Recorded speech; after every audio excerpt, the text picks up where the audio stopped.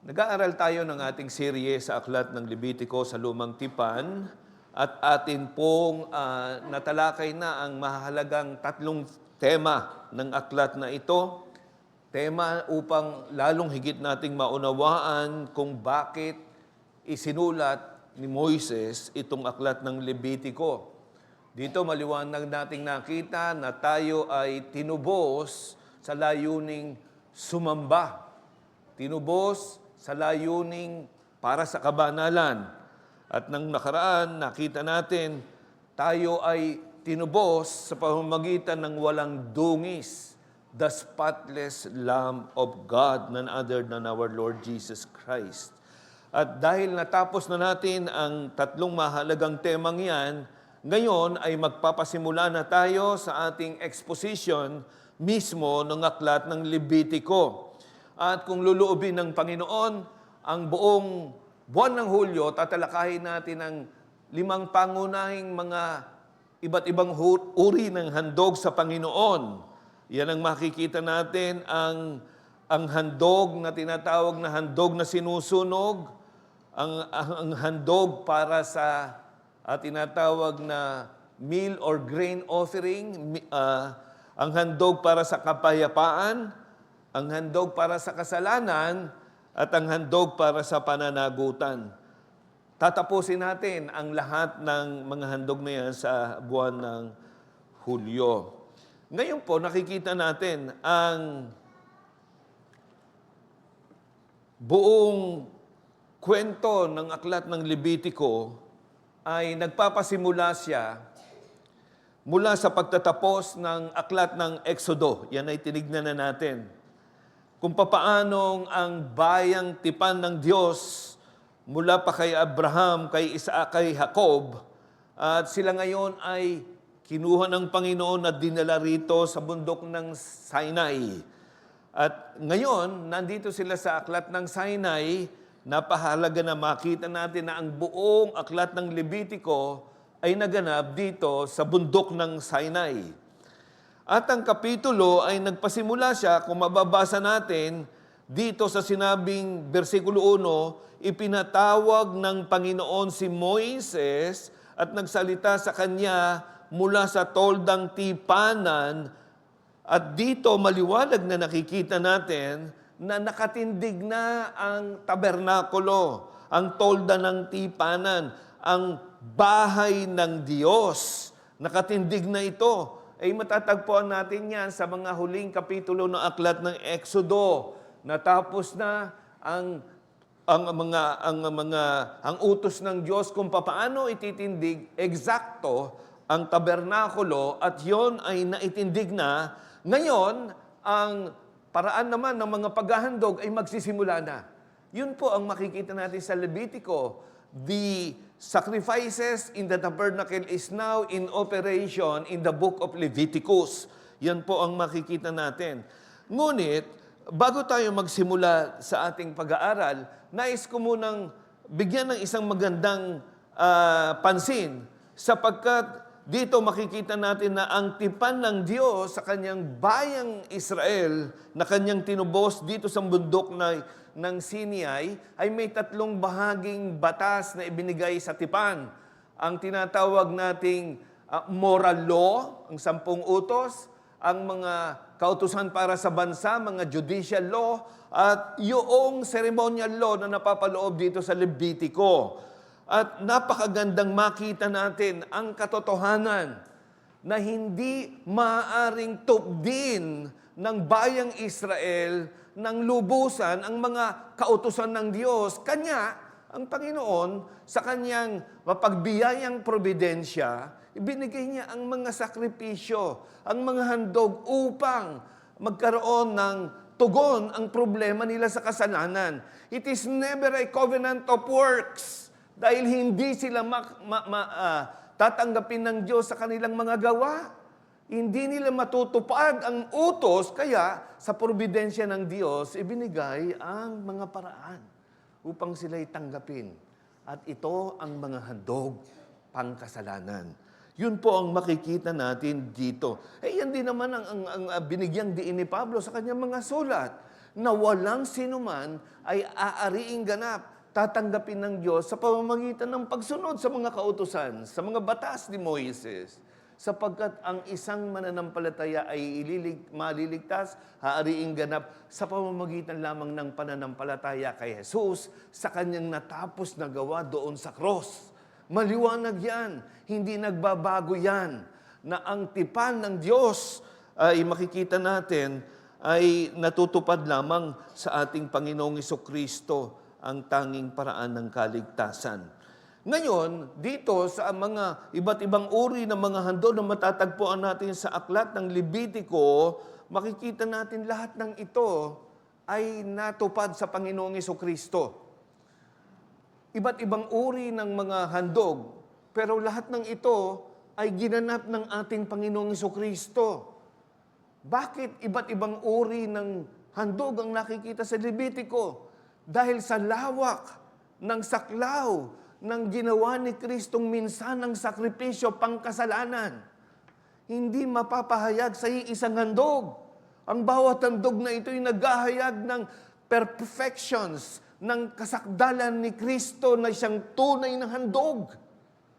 At yung tugon ng bawat tinubos ay makikita nating sinasaklaw din ng 5 handog na ito na nakatuon lamang sa ating Panginoong Hesukristo. So, ito yung sinabi ni Matthew Paul tungkol dito sa mga iba't ibang uring mga handog. Itong mga iba't ibang mga uring handog na ito ay nagre-representa ika ni Matthew Paul tungkol sa perfections ng ating Panginoong Jesucristo bilang siyang tunay na handog, yung various benefits ng ginawa ni Kristo sa kanyang handog. Yan ay matatagpuan sa iba't ibang uri ng mga handog na ito. Ang mga tungkulin ng mga tinubos ay makikita natin sa iba't ibang mga handog na ito na inihahayag sa mga handog na ito. Napakaganda, di ba mga kapatid? Kaya mainam na ating aralin ang mga handog na ito sapagkat ito'y tumutukoy sa nag-iisang handog ng Panginoong Yesus at sa ating mga maraming tungkulin bilang mga tinubos niya. Ngayon, sa umagang ito, nais kong tignan natin ang unang handog na binanggit. Ang handog na tinatawag na handog na sinusunog o ang sinusunog na handog, burnt offering. Ito ang titignan natin. Ito yung una sapagkat ito yung masasabi nating extensive, intensive offering. Napapaloob dito ang pinakamalalim na kahulugan ng handog pangkasalanan dito sa burnt offering. Yung mensahe sa atin sa umagang ito, simple lamang. Mga kapatid, si Hesukristo bilang handog na sinusunog, siya ang naging sin bearer at wrath bearer ng mga mananampalataya. Siya yung pumasan ng lahat ng kasalanan, siya rin ang pumasan ng lahat ng puot ng Diyos. Sa handog na ito, makikita natin na ang hustisya ng Diyos ay nagkaroon ng satisfaction. Nasiyahan, natupad ang mga hustisya ng Diyos dahil sa ginawang burnt sacrifice ng ating Panginoong Jesucristo doon sa krus ng Kalbaryo. So, Jesus Christ, as the burnt offering, became the sin bearer, the wrath bearer. God's justice was satisfied at the expense of the tinatawag na substitutionary sacrifice of the Lord Jesus Christ of the Son. So, itong gusto kong tunghayan natin.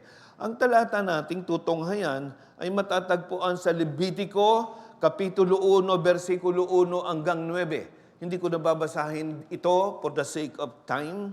At hindi rin ang buong kapitulo sapagkat yung matatagpuan natin doon sa versikulo 10 hanggang 17 ay ipinakikita ang parehong pangangailangan, pamantayan ng handog na sinusunog at yung proseso ng paraan. Papaano inihandog at ano ang na-accomplish ng handog na ito ay sa iba lamang na uri ng handog. Dito sa versikulo 1 ang 9 ay tinawag dito doon sa herd, yung baka, sa pangalawa doon sa mga tupa, sa flock, at yung pangatlo sa mga ibon. Pero pareho yung pangangailangan, yung requirement, yung process ng burnt offering ay pareho. Kaya tunghayan natin dito sa versikulo 1 hanggat 9, ang tungkol dito sa burnt offering, tungkol sa handog na sinusunog, dalawang bagay.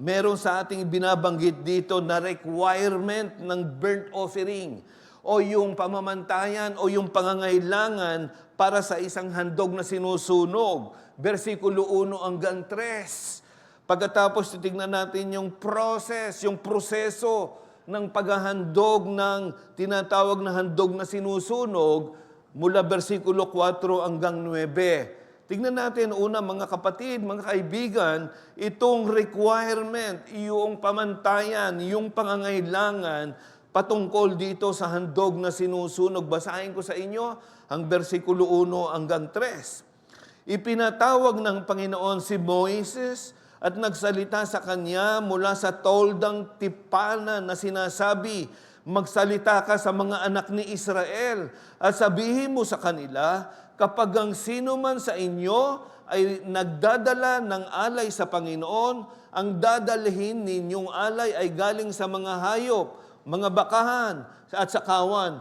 Kung ang kanyang alay ay isang handog na sinusunog mula sa bakahan, mag-aalay siya ng isang lalaking walang kapintasan. Ito ay kanyang dadalhin sa pintuan ng toldang tipanan upang siya ay tanggapin sa harapan ng Panginoon. Napakagandang mga talata nito. Manalangin muna tayo bago tayo magsimula sa ating exposition. Manalangin po tayo. O Diyos namin, kailangan po namin ng iyong tulong. Tinitignan namin ngayon sa iyong banal na salita ang mga kaganapan, libu-libong taon na ang nakaraan. Maaring sa amin tila estranghero ang mga mababasa namin dito. Pero ito ay napakalapit dahil sa aming Panginoong Jesucristo. Mauunawaan namin ito, O Diyos, sa iisang handog ng aming Panginoon. Kaya tulungan mo kami sa kapangyarihan ng banal na Espiritu na maintindihan po ang aming pag-aaralan ngayon. Ito po'y dalangin namin sa ngalan ni Jesus. Amen. Ano po ang handog na sinusunog? Yun ang una nating dapat sagutin. Ang handog na sinusunog, doon pa lang sa kanyang pangalan, ito yung sinusunog.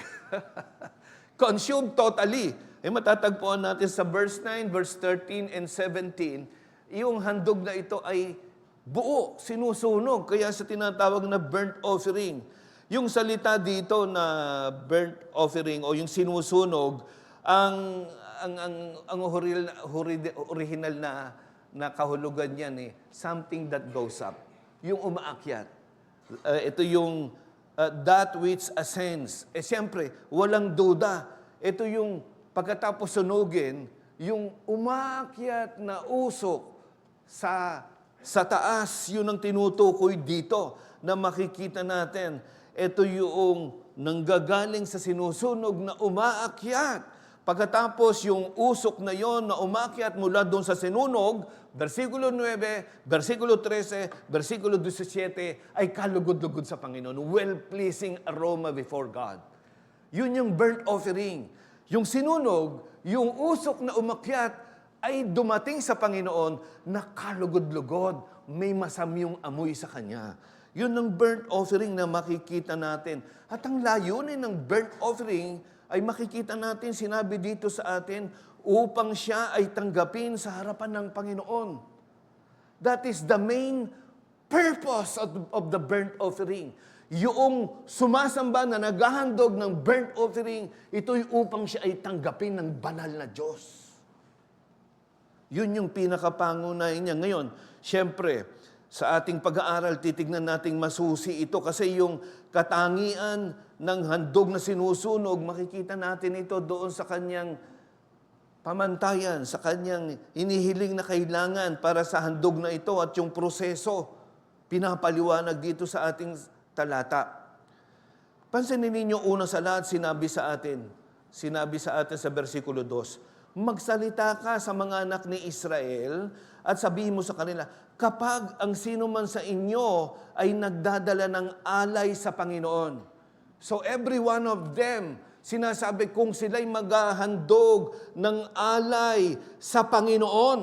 Alam ninyo, ang paghahandog ay ito naman ay hindi nagsimula sa Levitico. Si Cain at si Abel, naghandog na sila sa Panginoon sa Kapitulo 4. Nabasa natin sa scripture reading natin kanina sa Genesis 8. Pagkatapos na gunawin ng Panginoon sa pamamagitan ng baang sangkatauhan, makikita natin yung naghandog at lumabas na at natapos na yung baha ay naghandog si Noe sa Panginoon ng isang burnt offering.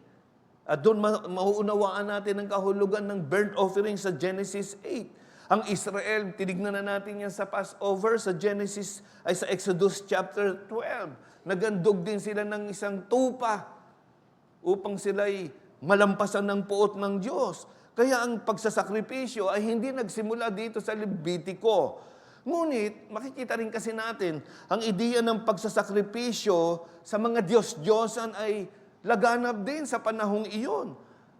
Ang isang paraan ng mga paganong mga relihiyon ay nagsasamba sila katulad ng Diyos-Diyosang si Molech.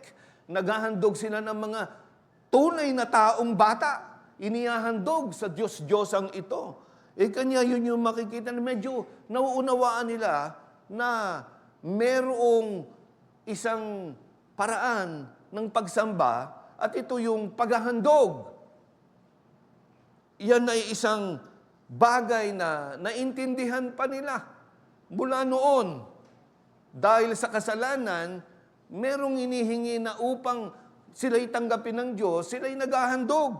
Ngayon, dito sa Levitico, ibinibigay ng Panginoon yung kanyang utos sa Israel, sa kanyang bayang tinubos, upang maunawaan nila ang tunay na handog na kinakailangang dalhin nila na tatanggapin ng Diyos.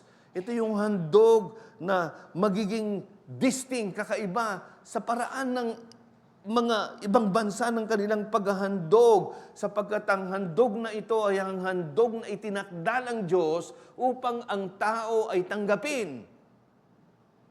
Ang mga makasalanan, ang mga di banal, ay pwedeng tanggapin ng kabanal-banalang Diyos.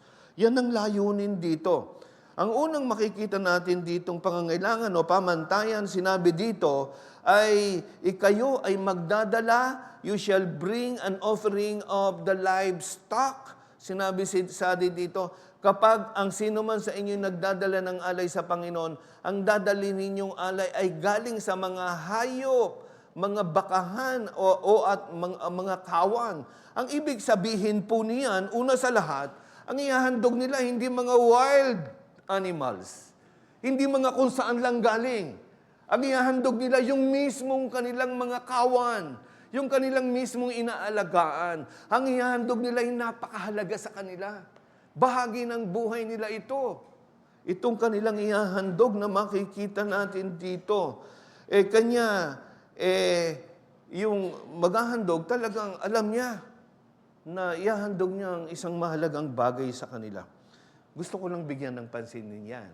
Mga kapatid, dito pa lamang makikita natin ang kagandahan ng napakahalagang handog na ibinigay ng Diyos para sa atin ang kanyang kaisa-isang anak.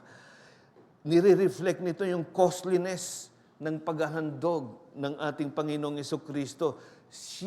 Christ is the precious Son of God, pero ibinigay siya ng Panginoon bilang handog.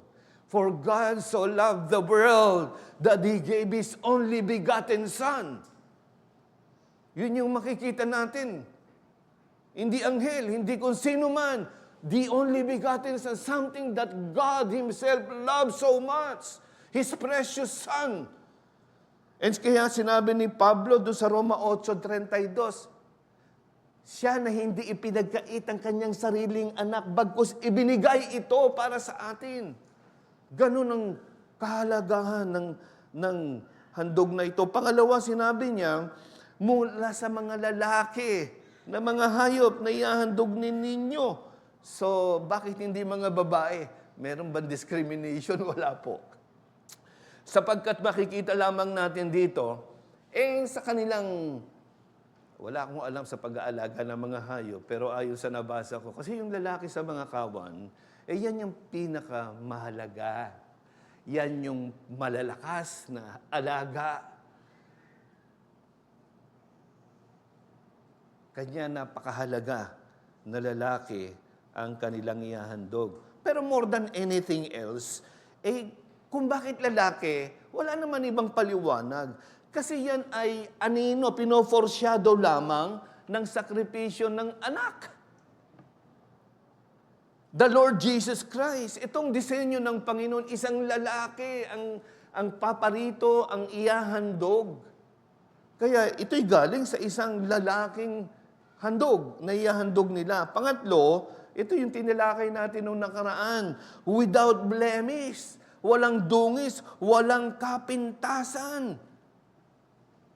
Hindi tatanggapin ng Diyos ang handog na may depekto.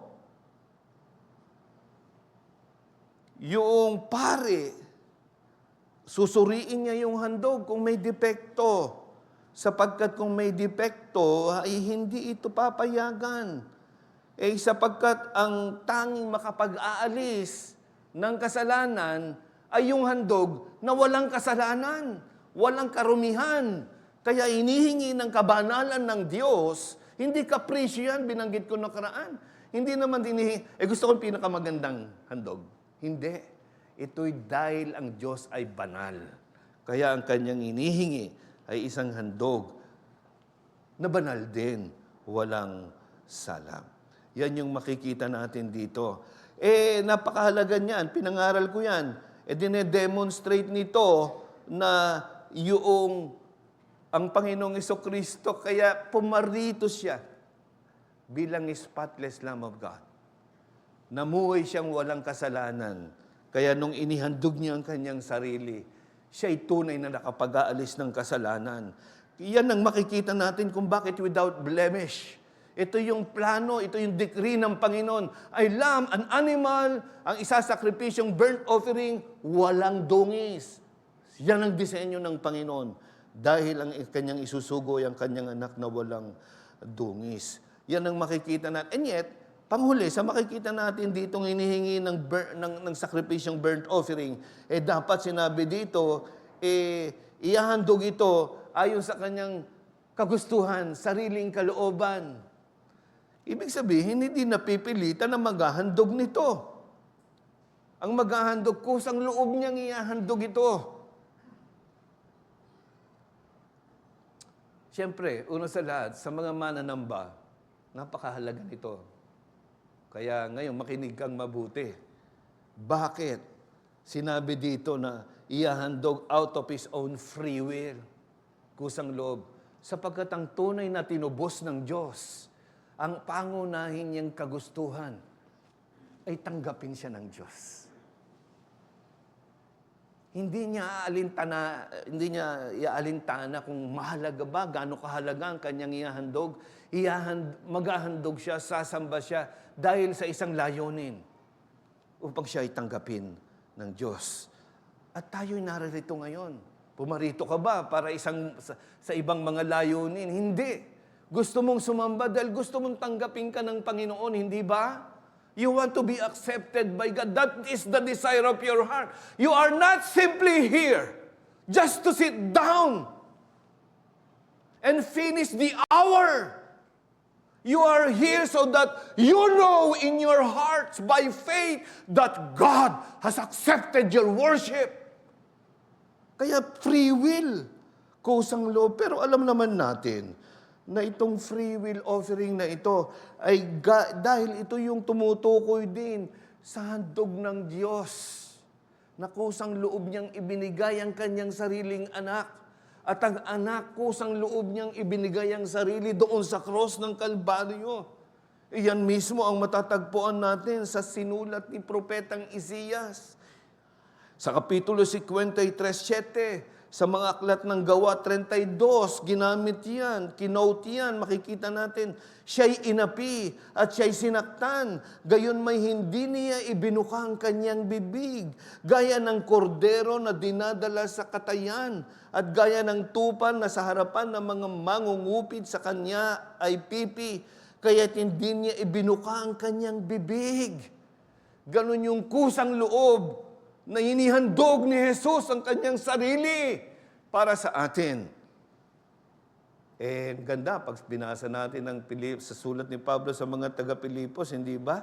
Kapitulo 2:6-8, siya, bagamat nasaan yun ng Diyos, ay hindi niya itinuring na isang bagay na dapat panghawakan ang pagiging kapantay ng Diyos, kundi siya mismo, hinubaran niya ang kanyang sarili at kinuha ang anyong alipin na naging katulad ng tao. At palibhas ay natagpuan sa anyo ng tao, siya'y nagpakababa sa kanyang sarili at naging masunurin hanggang saan? Hanggang sa kamatayan, maging sa kamatayan man sa cross. Naging masunurin siya sa Ama. Kusang loob niyang ibinigay ang kanyang sarili hanggang doon sa kamatayan sa cross. Iyan ang ating Panginoong Jesucristo, mga kapatid. Kaya una sa lahat, gusto kong tignan natin ito, yung pamantayan, yung kinakailangan sa isang burnt offering. Talagang ito ay tumutukoy, tumuturo sa ating Panginoong Jesucristo, ang napakahalagang anak ng Diyos, ang kaisa-isang anak ng Diyos, ang walang salang anak ng Diyos, na nagbigay ng kanyang sarili, kusang loob, na hinihandog ang kanyang sarili bilang sakripisyong handog na sinusunog para sa kanyang bayan. Yun yung unang makikita natin. Natapos na yata yung aking kalahating oras sa unang puntos. Pasensya na kayo, ganun ako magpaliwanag para masundan yung mabuti. Sana nasundan nyo. Walang tutulog. Malalampasan ninyo ang mga pagpapala ng salita ng Yung pangalawang bahagi, tingnan natin. Yung proseso ng paghahandog nitong handog na sinusunog. Kung papansinin ninyo, bago humantong doon sa sinusunog ang handog, saan siya dumaan? Doon muna siya sa ipinatong ang mabigat na kamay sa ulo. Pinatay ang handog. Ibinuhos ang dugo ng handog. Pagkatapos at saka siya sinunog. Yun yung makikita natin. Bago siya naging burnt offering, dumaan muna siya sa isang proseso. Tignan natin yung unang proseso. Pakinggan nyo ito. Ipinatong niya ng mananamba ang kanyang kamay sa ulo ng handog na sinusunog at ito ay tatanggapin para sa ikatutubos niya. Ipinapatong ang kamay. Alam niyo yung salitang ginamit dito, ipapatong? Ito yung hindi lang basta ipinatong. Kahapon, ipinatong namin yung kamay namin kay Pastor Noel. Dahil sa mahabang panalangin ni Pastor Jaire. Namulikat po ako doon habang nakapatong. At napansin ko si Pastor Noel, gusto nang bumangon sa pagkakaluhod. Nanginginig na yata tayo. Ay, ang bigat ng mga kamay namin. Abay, mahigit 100 yun. Nakapatong dito. Kami pagod na pagod. Siyempre, yung weight namin nakaganon din siya. Sabi namin, gusto namin mag-amen na kay Pastor Jaire. Hindi pa pala tapos. Kaya namulikat ako doon sa likod kan pagpag ako ng pagpag. Pasensya na. Hindi ganon. Kasi yung ginamit na salita dito, hindi lang basta patong. Mabigat na patong. Ang ibig sabihin nito ay talagang yung naghahandog, nais niya na ilagak dito sa handog ang lahat ng kanyang sala at lahat ng pananagutan niya dito sa handog na ito. Yun ang ibig sabihin na ito. Doon sa Levitico 16:21, si Aaron, pinakikita yung paliwanag sa pagpapatong ng kamay sa handog. Doon, pag ipinatong yung kamay, Ikinukumpisa ang lahat ng kasalanan ng bayan. Walang ititira upang sa gayon lahat ng kasalanan ng bayan ay ilipat dito sa handog. At lahat ng pananagutan ng bayan ay babagsak sa handog na ito.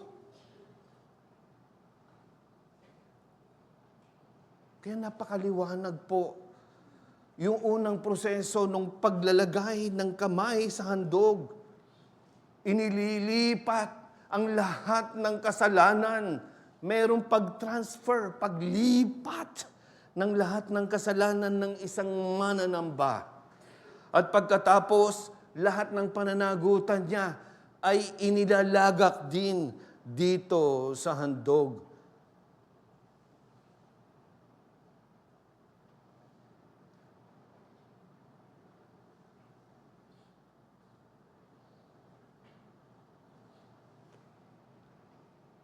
Gusto kong isipin niyo ito ng malalim. Nung si Jesus ay namatay,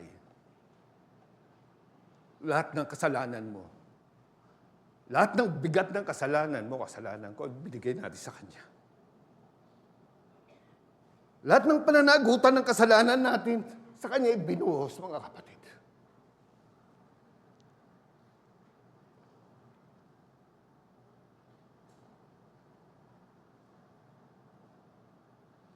Sinabi ulit ni Propetang Isaiah sa Isaiah 53 verse 6, tayong lahat ay gaya ng mga tupang naligaw.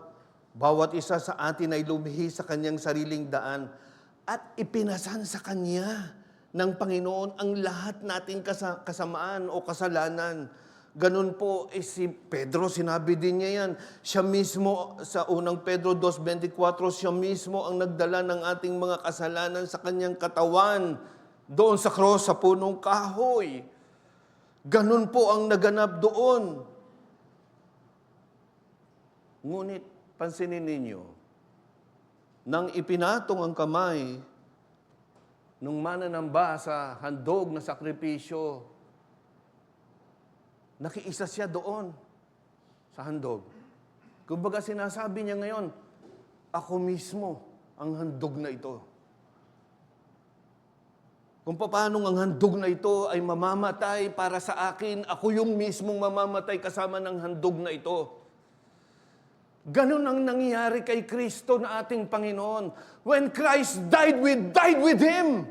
When we lay our hands on the head of the Son of God, lahat ng kasalanan natin ay binilang sa Kanya. At tayo ngayon ay kaisa kay Kristo sa Kanyang kamatayan. Kaya sinabi ni Pablo yun sa Roma 6.4, kaya tayo ay inilibing na kasama niya sa pamamagitan ng bautismo tungo sa kamatayan, na kung paanong si Kristo ay muling nabuhay mula sa mga patay sa pamamagitan ng kaluwalhatian ng Ama, gayon din naman tayo'y makakalakad sa panibagong buhay, sapagkat kung tayo'y naging kasama niya na katulad sa kanyang kamatayan, ay magkakaroon din naman tayo ng kanyang muling pagkabuhay. Subalit kung tayo'y namatay na kasama ni Kristo, sumasampalataya tayo na nabubuhay din kasama niya.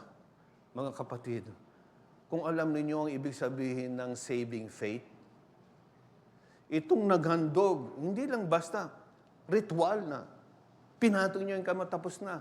Hindi. Yung naghandog, nananampalataya siya. Pinaniniwalaan niya na ang binigay na paraan ng Panginoon para matanggal ang kanyang kasalanan ay sa pamamagitan ng paglagay ng kanyang kamay sa handog upang ang kanyang kasalanan ay mailipat doon at maging kaisa siya sa kamatayan ng handog na iyon.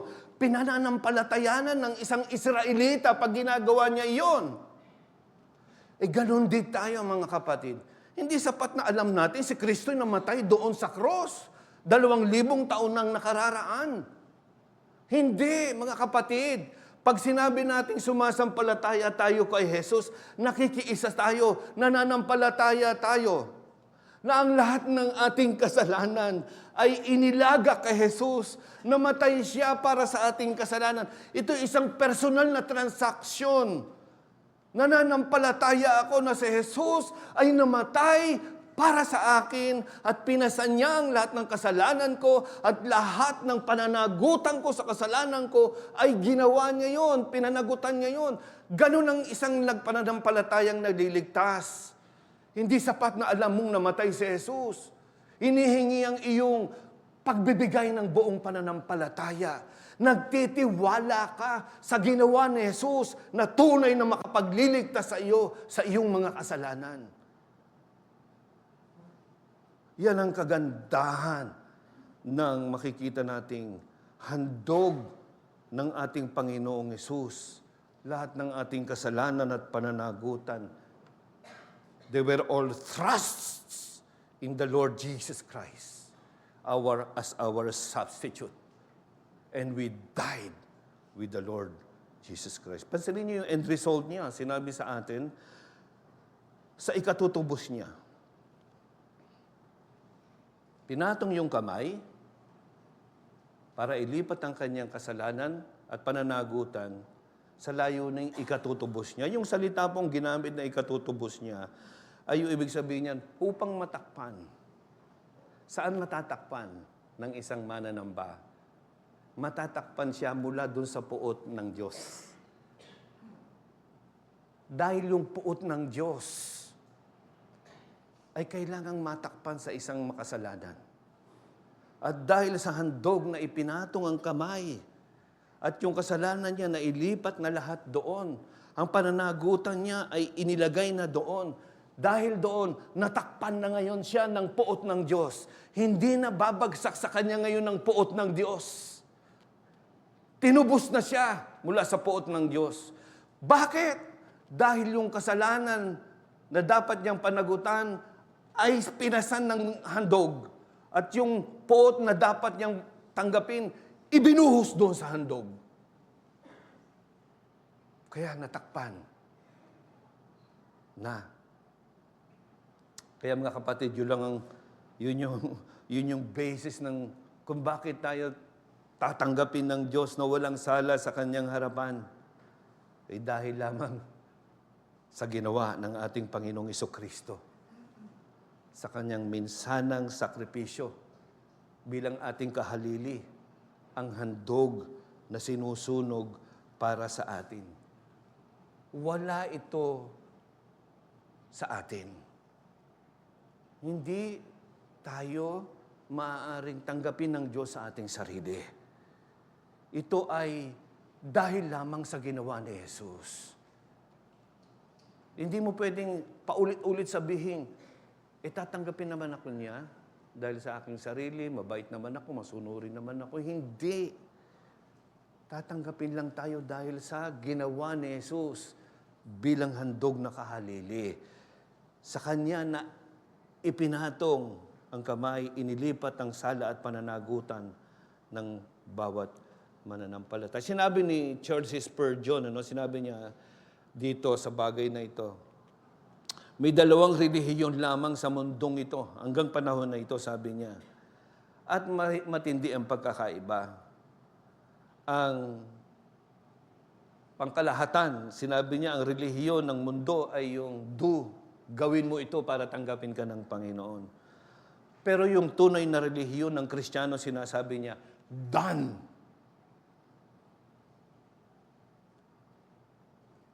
Yan ang sabi ng mundo do para katanggapin. Hindi. Para sa isang tunay na Kristiyano, done! It is finished! Christ did it! Sa Kanya nakasalalay ang buo nating kaligtasan. Isipin natin ito, bulayin nating mabuti lahat ng kasalanan natin ay inilipat kay Kristo.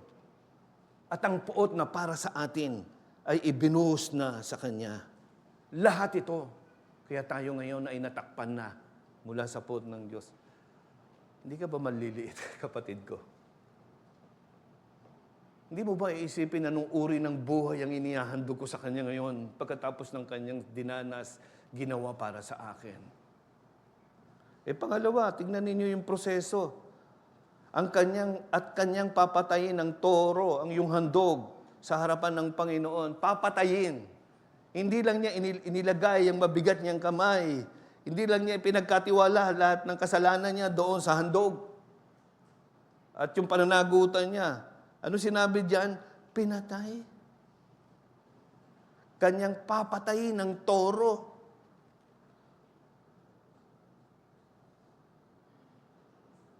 Yung sakripisyo kailangan mamatay. Yun ang isang mahalagang katotohanan diyan. Yung sakripisyong walang dungis. Yung sakripisyong walang sala.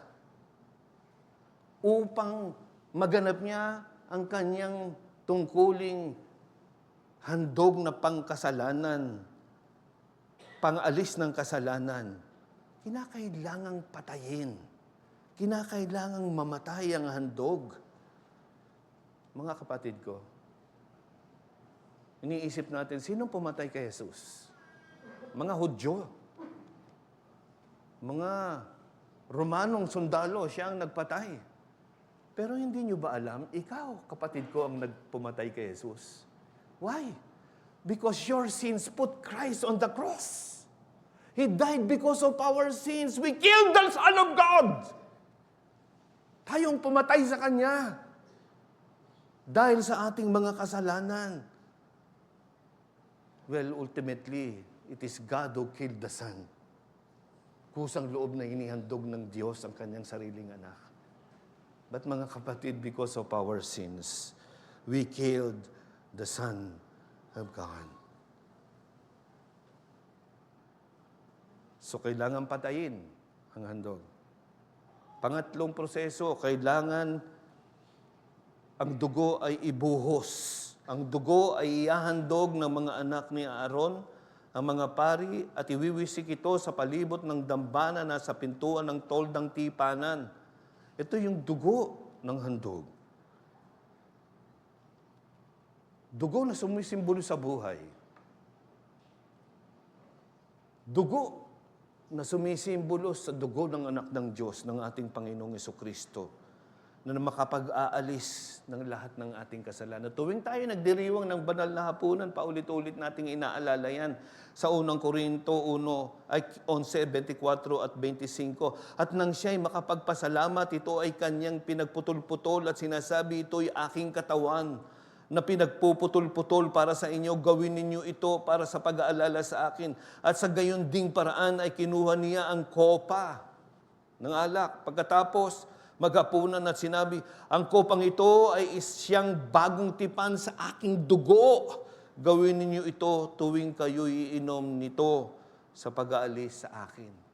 Ang dugo ng tupang walang sala, yun ang naghugas ng lahat ng ating kasalanan. The blood of Christ, yun yung naghugas ng lahat ng ating mga sala. And then yung pinakahuli, finally, dumating na tayo sa proseso ng burnt offering. Verse 5-9. Susunugin ng pari ang kabuuan nito sa ibabaw ng dambana bilang handog na sinusunog, isang handog na pinaraan sa apoy, na isang mabagong samyo sa Panginoon.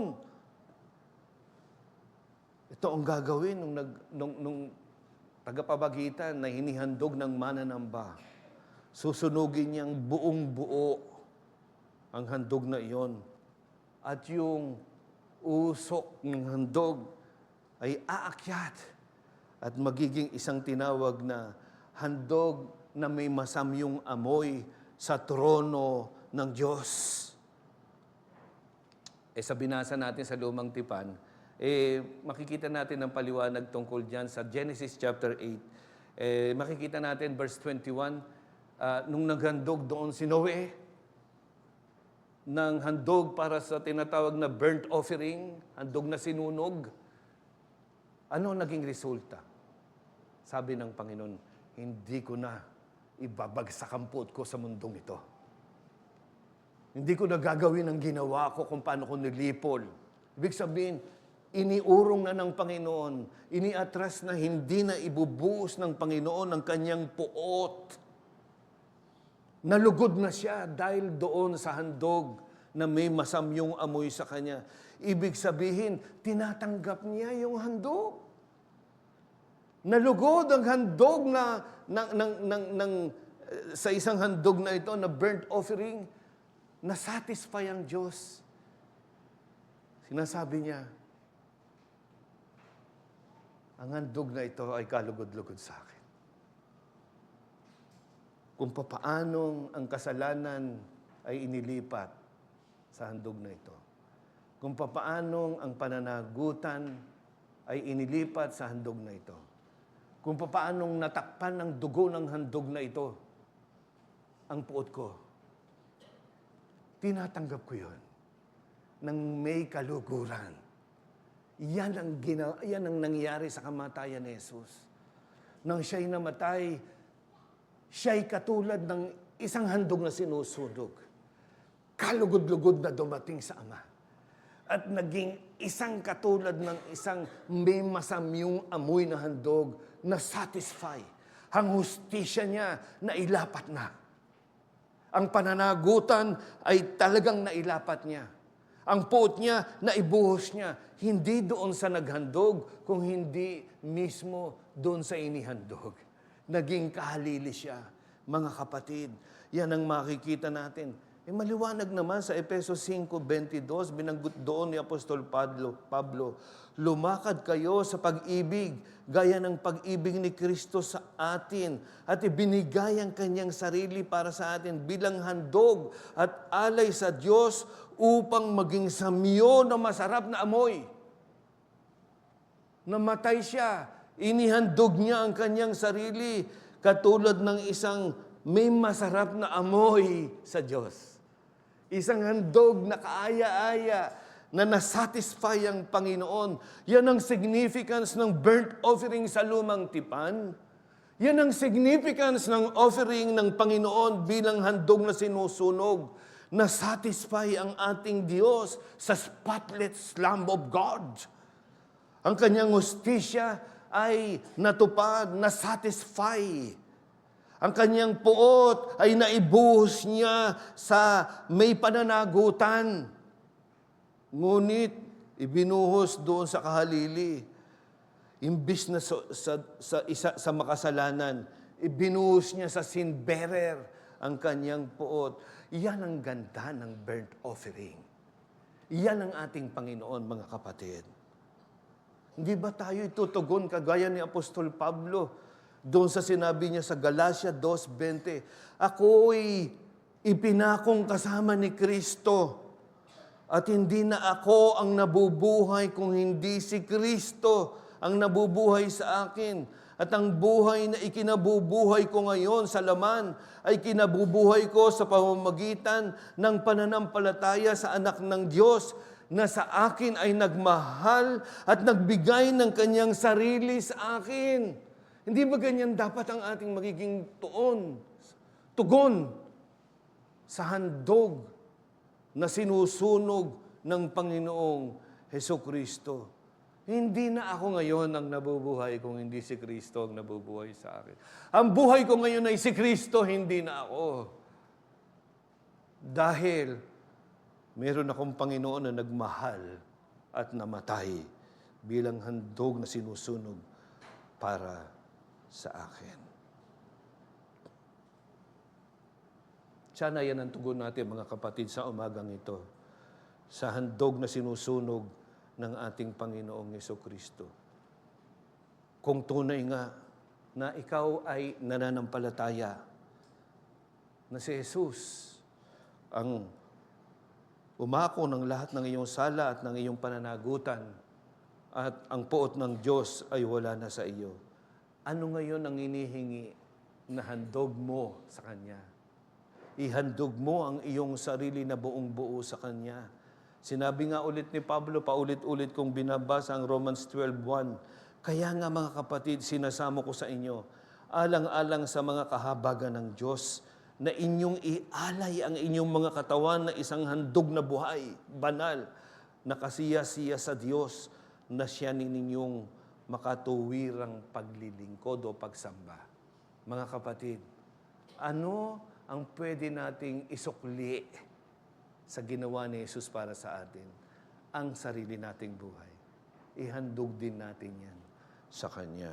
Mga kaibigan ko, sa umagang ito, sa pagtatapos, palagi ko kayong inahamon sa hamon ng Ebanghelyo. Kung papaano sa paglagay ng kamay na may buong pagtitiwala na ang lahat ng kasalanan ay ililipat sa handog at lahat ng pananagutan ay ililipat sa handog. Hinihingi ko sa iyo ngayon, gawin mo yan. Lumapit ka ngayon kay Jesus. Sabi mo, Jesus, ang handog na sinusunog. Bigyan mo po ako ng pananampalataya ng lahat ng kasalanan ko ay maipagkatiwala ko sa Kanya. Ang pananagutan sa aking kasalanan ay mailagay ko sa Kanya na pumasan nito para sa akin. Tumugon ka ngayon, kaibigan ko, ng mayroong pagsisisi at pananampalataya. Ikumpisal mo lahat ng kasalanan mo sa Kanya at tunay na humingi ka ng tawad sa handog na sinusunog na ito. Manampalataya ka, ipagkatiwala mo sa Kanya ang lahat ng iyong pag-asa ng kapatawaran at buhay na walang hanggan. Manalangin tayo. Panginoon, naliliit kami pagka tinitignan namin ang mga katotohanan ito tungkol sa aming Panginoong Hesus, na Siya ang handog na sinusunog, na ang Kanyang naging kamatayan sa krus ay isang handog na naging isang kalugod-lugod na handog sa iyo. Handog na umabot sa iyo na may masamyong amoy. Handog na iyong tinanggap ng may kaluguran. Kanya nga sa Kanya na walang sala na nagandog ng Kanyang sarili, merong tunay na kapatawaran, merong tunay na kapayapaan, merong tunay na pagkakasundo sa iyo, merong tunay na pagtanggap sa iyo. Kaya Panginoon, salamat po, ngayon sa amin, itulungan mo kami sa aming mga sariling buhay. Dasuklian namin ang ginawa ng Panginoong Hesus para sa amin, ng sarili naming buhay, na ihandog namin ng buong puso bilang paglilingkod sa iyo na iyong mga tinubos. Dinadalangin din namin ang aming mga kaibigan sa umagang ito. Kung wala pa sila kay Kristo, ngayon itong umagang ito, bigyan mo sila ng pananampalatayang nagliligtas. Pananampalatayang tunay na nagtitiwala na ang lahat ng kasalanan ay maaari nilang ilagak sa handog na sinusunog, sa handog na kahalili sa Panginoong Hesus, at lahat ng poot, lahat ng pananagutan ay tunay na ang Panginoon ay sasagot nito. Kaya nga, dalangin namin, kumilos ka sa mga kaibigan namin. Nawa hindi sila manatiling malayo sa iyo na walang kaligtasan mula sa kanilang kalalagayan sa iyong harapan bilang makasalanan. Nawa ito ang araw ng kaligtasan para sa kanila. Kaligtasan na sila mismo din ay maibabalik mo sa iyo, tatanggapin mo bilang mga walang sala dahil lang kay Kristo. Ito pong lahat ay dinadalangin namin sa ngalan ni Jesus. Amen.